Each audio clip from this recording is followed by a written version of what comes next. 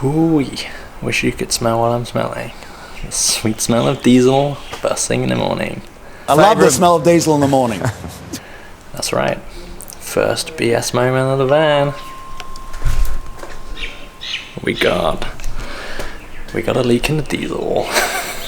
If you're new here, we're Ben and Shelley, and have we got a monumental task ahead of us. We're converting this brand new van into our dream home on wheels. We've done the whole van life thing before, so this isn't our first rodeo. But we've got a trick up our sleeve as we've enlisted the help of Shelley's dad Terry. And well, let's just say he's pretty handy on the old tools. So follow along as the three of us attempt to turn this empty van into a luxury off-grid camper. So yesterday Shell took the van over to Bunnings to pick up the last piece of ply for the floor. Right, got my Bunnings trade shirt on, gotta go up the trade entrance. It's always a bit scary doing this. It's not scary as much as it's just a bit intimidating, you know? The first time I came up here, I was very nervous, but I've done it a few times now, so.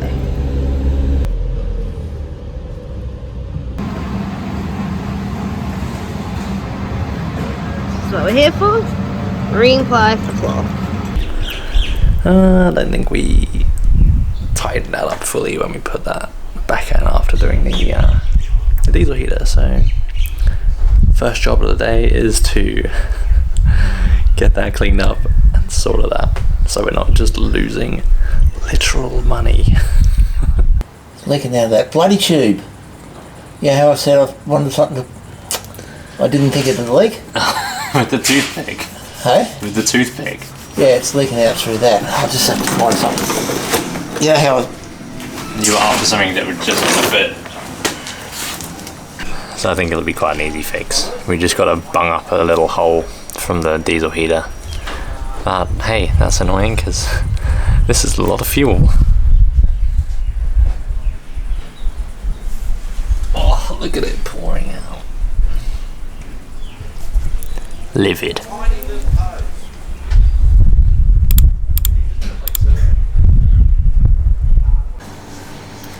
Oh, it smells so strong. Okay.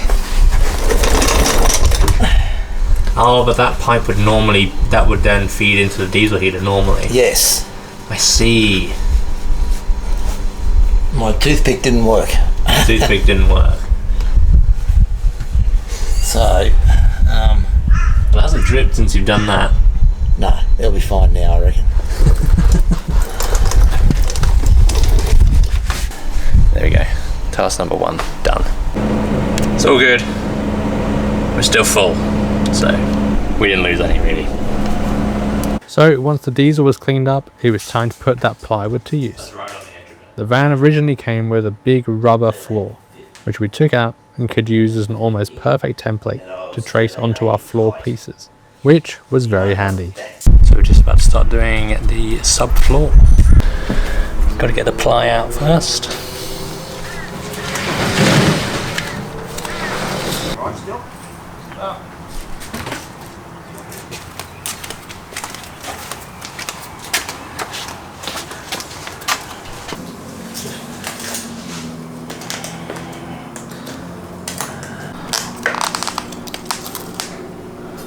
We're fortunate that the old van, the van's old floor is a fairly good template for us to use.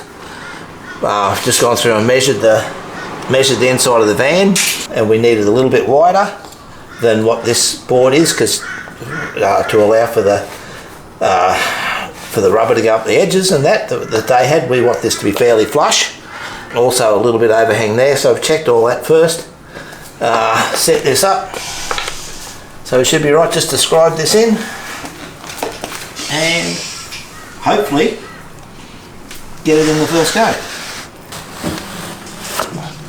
This is about 11 mil, which is approximately what I've worked out we will need extra.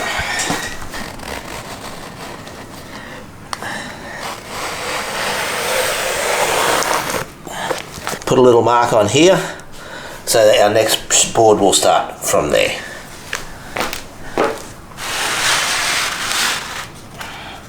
Now it's a simple matter of pulling this ply sheet out, putting it up on some sawhorses, coming out with the jigsaw. So we've drawn up our templates on the ply.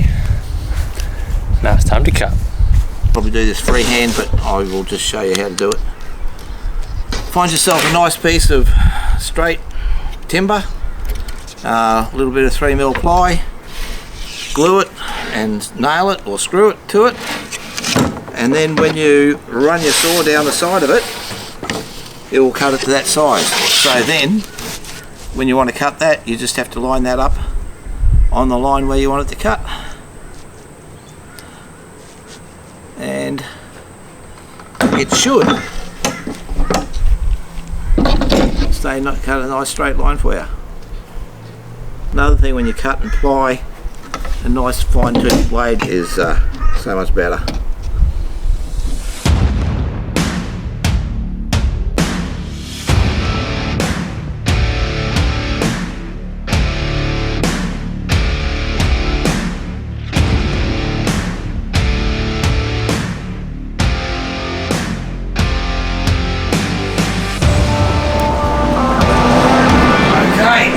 See if we can get it first go. Fingers crossed.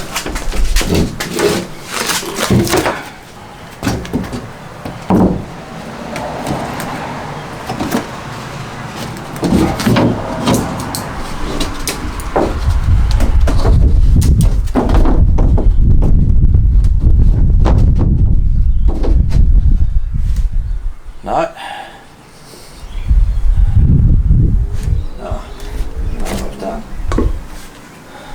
What's happened? I've gone the wrong way when I've cut those. Oh. That's all. These ones here Yep. should be the other way.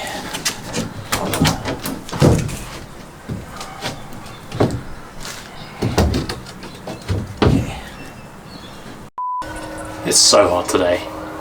It's like 37 degrees. There's no breeze.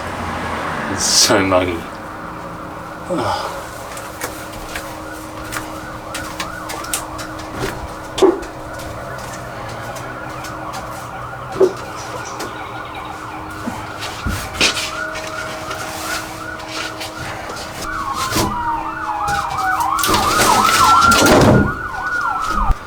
That's about. Looks pretty good to me. Yeah, I think that's alright.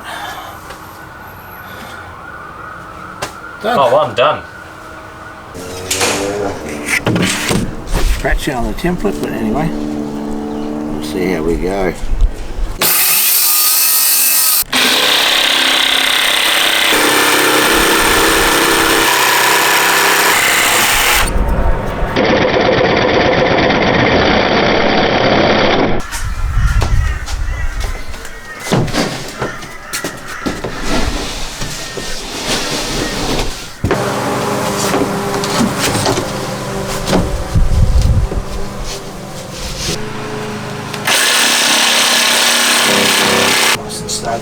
Very snug. There we go. All good. Ta-da!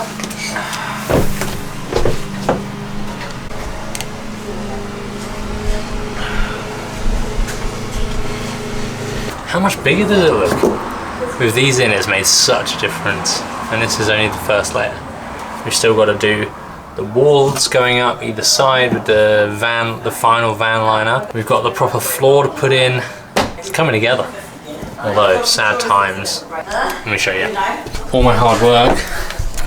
And we managed to slice the sound deadening. Oh, R.I.P.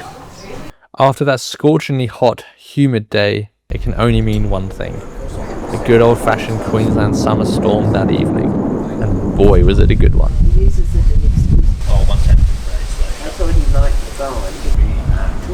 And Debbie said the other.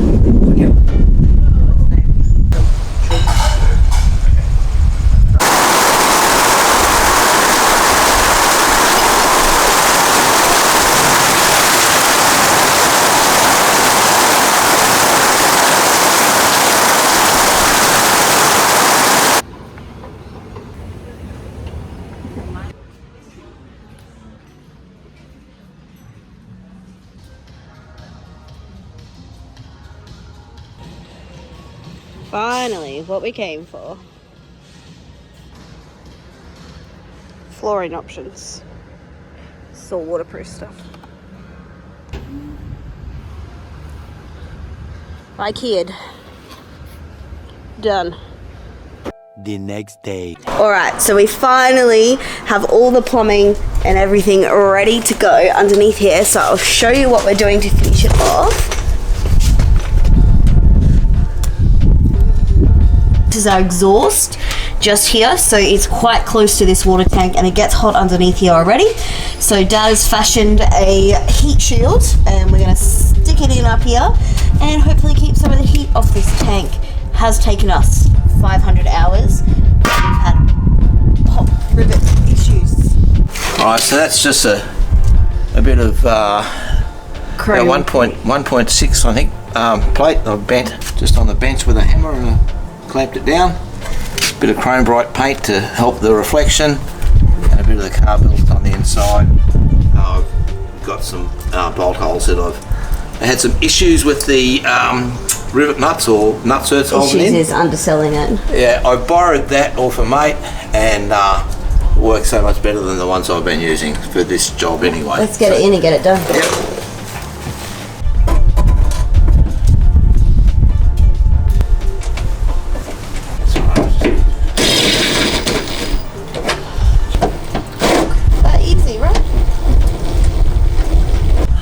So over here we've got our other two tanks and we've joined them like so. This one is the one that's attached and going right over to the other tank underneath there, and the venting up the top goes across the top and captures over there, and again it just goes behind this one across to here. So it looks pretty simple when it's all done up, but to work out how it fits on your van is where it gets really complicated. But we did it, Dad. Okay, so it's tricky to talk underneath there, but we've got two different hoses connecting each of the tanks. The ones on the top, which are the vents, so they can stay up high and they can easily go up and down. So they're super easy to just zip tie onto whatever we can find. But the ones on the bottom are the water level fillers, and they have to stay below. They can't go above the water level because then we're just relying on gravity feed and it'll ruin all the pressure feeding and quick feed that we're putting in there. So that has to stay low and in level. So that's why I put that strap across the bottom and took that hose right across from the passenger side to the driver's side and connecting the two to the one. Hopefully that makes sense. But the last thing we've got to figure out is our water inlet. So the last thing we've got to do with the high pressure water inlet is having a vent to allow it. So if you have ever just used a jerry can of water and you have the tap, it comes out and it dribbles out. But if you open where you fill it, it comes out at like a bigger pressure. So that's the vent that we're adding to this. So to allow our whole tanks to fill up with speed and efficiency and actually work. We've just got to figure out how to vent it. So we're off to Bunnings now and going to work that out and we'll let you know how we go. So this is the section where we put in our water inlet, and again it's going higher than the tanks that are underneath to allow them to fill effectively. For the tank vent, the tanks are actually sitting around here. So we want the tank vent a reasonable amount higher because obviously the lower the tank vent is, the more chance you'll get water coming out, escaping through the tank vent when you're driving or or different angles, whatever. So I'm thinking about here would be a good spot for it. So that's going just above the water inlet. So again, we want it higher than the water inlet and higher than the tank, right? Yes. Yeah. Well, the water inlet doesn't matter so much, but the tank, we definitely need it above the tank. Cool. And we want the vent at a place that we can see. So when the vent starts dripping out water, we know the tanks are full. Exactly right. We are on the same page, Dad. Water tanks are nearly over. Finally, they've taken so long.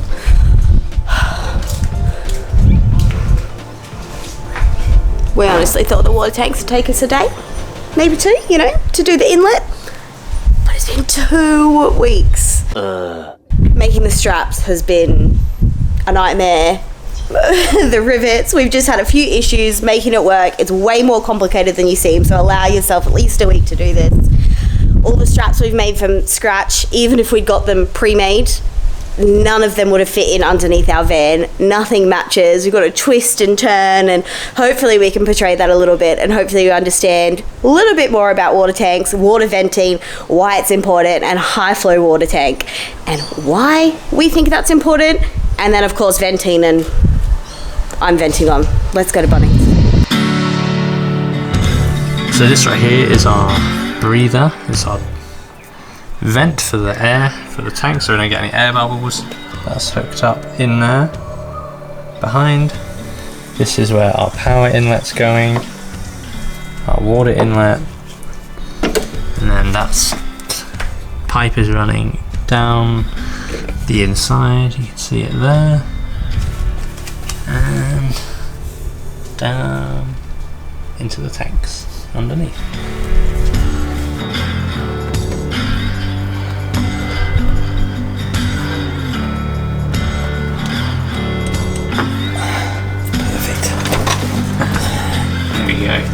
Yep, hooked in. It's not going to move out or around.